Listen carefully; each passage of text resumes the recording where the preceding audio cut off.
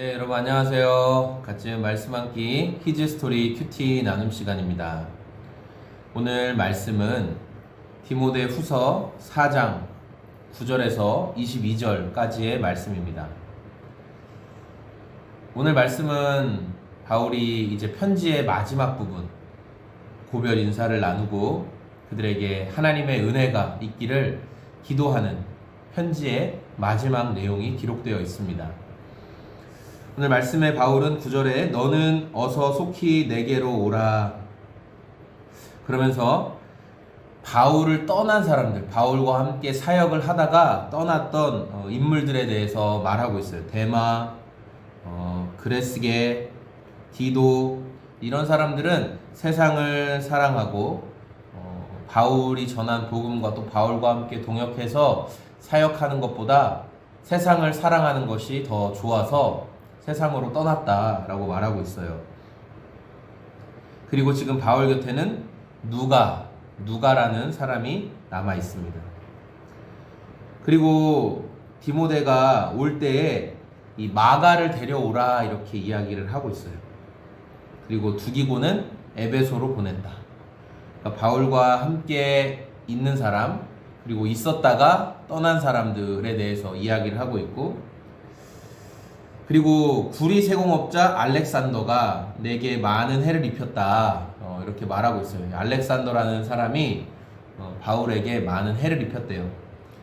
성경학자들은 이 알렉산더가 이제 뭐 그 신상 같은 거를 이렇게 만들어서 이렇게 판매해야 되는데 바울이 복음을 전함으로 인해서 신상을 만들어 파는 자신의 그 영업에 큰 방해가 됐다.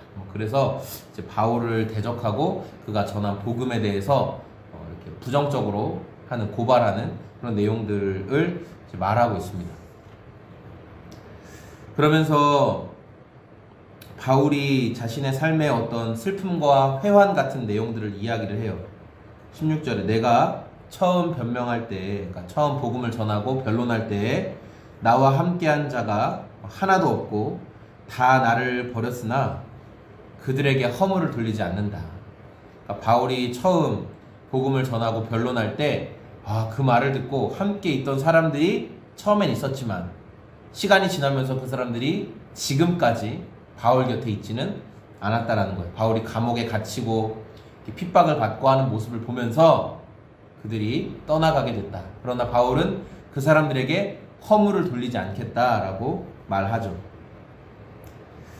왜 바울이 그렇게 할 수 있느냐? 그것은 핵심이 17절인데 주께서 내 곁에 서서 나에게 힘을 주심은 나로 말미암아 선포된 말씀이 온전히 전파되어 모든 이방인들이 듣게 하려 하심이니 내가 사자의 입에서 건짐을 받았느니라. 주께서 나를 모든 악한 일에서 건져내시고 또 그의 천국에 들어가도록 구원하시리니 그에게 영광이 세세 무궁토록 있을지어다. 아멘. 이렇게 말하고 있어요. 그러니까 바울의 주변에 많은 사람들이 떠나갔으나 바울은 여전히 누구를 기대하고 있다? 주님이 일하실 것을 기대하기 때문에 내가 괜찮다라고 말할 수 있는 겁니다. 저는 오늘 말씀을 묵상하면서 특별히 그 죽음에 대해서 좀 생각하는 시간을 가졌습니다. 왜 이런 생각을 가졌냐면 여러분도 아시는 분도 있을지 모르겠는데 그 인스타그램 같은 데서 활동하시는 그 사기병, 그 사기 SAGI 뭐 이렇게 사기병이라는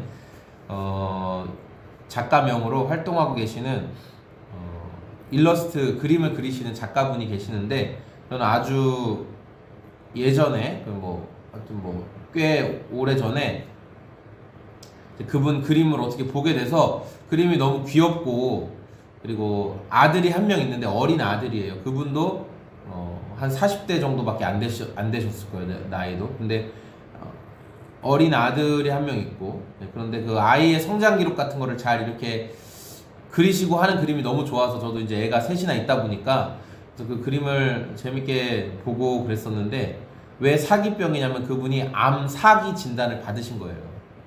그래서 이제 항암 치료를 계속 하면서 자기가 항암 치료하는 이야기, 또 항암 치료하는 가운데 힘이 다 빠지고 너무 어렵지만 아이와 아이의 커가는 모습을 눈으로 봐가면서 그런 것들을 하나하나 그림으로 그려내는 그런 일상의 소소한 이야기들을 참 감동 깊게 보았어요.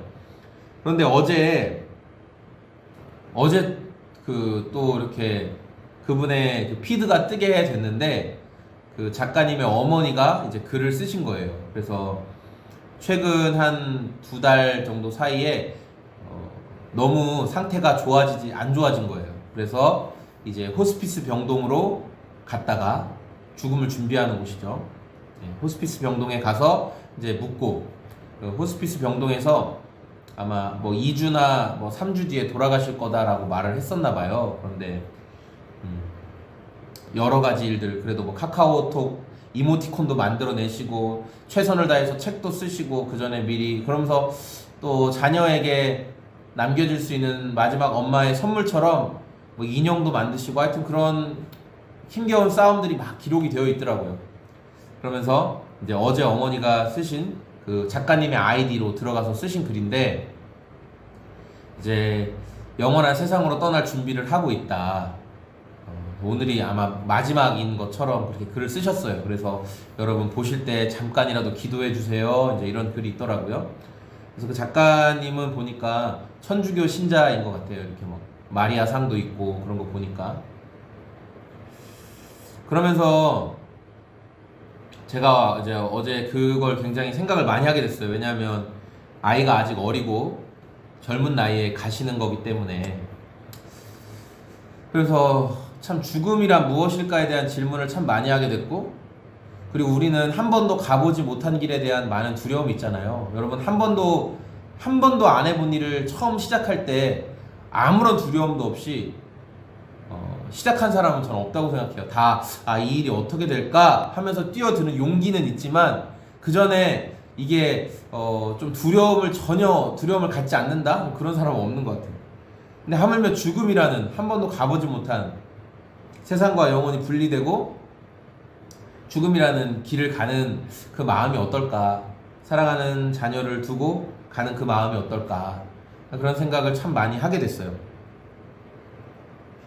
오늘 말씀에 바울도 그 감옥에 갇혀 있고 사람들은 다 떠났고 열심히 복음을 전했지만 그 돌아오는 결과는 핍박이었고, 그런 상황에서, 그리고 나날이 바울을 죽이려고 하는 사람들의 협박과 이런 문제들은 더 커지고 있고, 그런 상황에서 바울도 이런 생각을 했겠죠. 그런데 그런 상황에서 두려움을 이길 수 있었던 바울의 고백은 17절에 나온 것처럼 주께서 내 곁에 서서 나에게 힘을 주셨다라는 고백이에요. 주님이 내 곁에 서서 나에게 힘을 주셨다.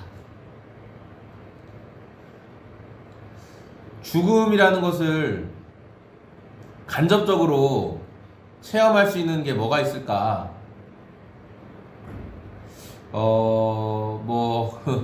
저는, 여러분 전신마취 해보셨어요? 전신마취? 저는 전신마취를 2번 해봤거든요. 네, 전신마취 하는 걸 두 번을 해봤는데, 그러니까 수면마취죠. 수면마취. 그래서 약으로 사람을 잠재우는 걸 2번을 해봤는데, 첫 번째는 이제 중학교 3학년 겨울방학 때, 2번째 해본 거는 이제 수년 전에 건강검진을 위해서, 내시경 검사 같은 걸 위해서 이제 수면을 해야 되니까, 그래서 제가 이제 수면 마취를 했었는데, 그 첫 번째와 2번째에 큰 차이가 있었다면, 첫 번째는 제가 중학교 이제 그 겨울방학 때 했을 때는, 3학년 때는 되게 두려웠어요. 되게 두려웠고 무서웠어요. 엄청 무서웠어요. 그 수술실 문 안으로 들어갈 때 혼자 수술 침대에 누워서 이제 의료진의 손에 이끌려서 덜컹덜컹 하면서 그 수술실 그 차가운 그리고 그 초록색깔 등이 켜져 있는 그 안으로 들어갈 때 굉장히 무서웠어요. 뭐 나이가 어려서 그랬을 수도 있지만, 그리고 이제 잠이 올 거예요, 뭐 약이 들어가요, 뭐 이렇게 얘기할 때 이미 약을 넣고 있죠. 어쨌든 그래서 제가 의식이 사라질 때 너무 무서웠어요. 그리고 마취해서 깨면서도 이제 그렇게 눈물이 계속 나는 거예요. 눈물이 계속 나고 무서운 생각이 되게 많이 들었어요. 추운 게 막 밀려오면서 무서운 생각이 굉장히 많이 들었어요. 네, 제 기억은 그래요. 근데 제가 두 번째 이제 수면 마취를 진행할 때는 전날에 걱정이 많았어요. 왜냐면 이제 가족도 있고 자녀들도 있고 괜히 그냥 걱정됐어요. 왜냐면 수면 마취했다가 잘 안 되는 좀 어려움에 빠지는 아주 그런 의료적인 어려움이 있는 경우가 아주 종종 있기 때문에 그런 약간의 염려가 있었어요. 그리고 이제 동일하게 여러 관들을 꽂고 이제 약이 들어갈 때 그때 제가 기도하게 됐어요. 하나님, 이제 제가 죽네요. 이거 죽는 거죠, 사실은. 뭐 제가 의지적으로 뭐 아무것도 못하는 상황이니까 약으로 저를 잠시 이렇게 재우는 거니까 제가 주님, 제가 죽습니다. 주님께 제 심장박동도 맡겨드리고 여러 가지 것들 다 주님께 맡겨드립니다. 주님이 해주세요 하고 아주 담대하게, 네, 마치 굉장히 높은 곳에서 여러분 그런 어떤 그런 체험, 그런 어떤 익사이팅한 체험을 할 때 뭐 서바이벌 게임 같은 거 할 때, 그런데 높은 데서 뛰어내리고 해야 될 때 있어요. 막 10m 이런 데서 뛰어내리고 막 그 대신 안전장비를 차고, 그러나 번지점프 하는 것처럼, 그러나 안전장비를 차고 있다고 해도 내가 결단하고 뛰어내리지 못하면 못 뛰어내리잖아요. 저한테 그 약으로 잠드는 그 순간에 주님께 맡겨드리는 순간은 제가 뛰어내리는 순간 같았어요. 아, 주님이 다 책임지실 거야. 그리고 가족도 책임져 주실 거고 내 삶도 책임져 주실 거고, 혹여 잘못되더라도 내가 주님 만나는 시간이니까 너무너무 이제 좋다. 그런 생각까지 갔어요. 여러분 또 뭐 야식 그까짓 거 뭐 수면 마취 하는데 뭐 그런 생각을 하냐, 여러분 뭐 그런 생각 할 수 있어요. 얼마나. 근데 저는 했다고요. 저는 해봤어요. 여러분, 죽음이라는 게 사실 우리한테 그렇게 멀리 있는 게 아니에요. 우리는 죽음을 되게 멀리 있는 것처럼 생각하고, 특별히 현대 이런 장례 문화나 이런 거 보면은 죽은 사람을 못 보게 하고, 뭐 장례식장이 막 예식장처럼 진짜 깔끔하고 다 이러니까 죽음이 굉장히 멀리 있는 것처럼 생각이 들지만, 저는 이제 제가 이전에 했던 전공이 응급구조라는 전공이어가지고, 그리고 군대에서 제가 병원에 있었거든요. 그래서 종합병원에 있었어요. 그래서 실제로 거기에서 이렇게 심장 마사지 하고 이렇게 처치하다가 죽는 경우도 있었고, 그리고 저는 수술실에서 근무했기 때문에 수술실 안에 들어와서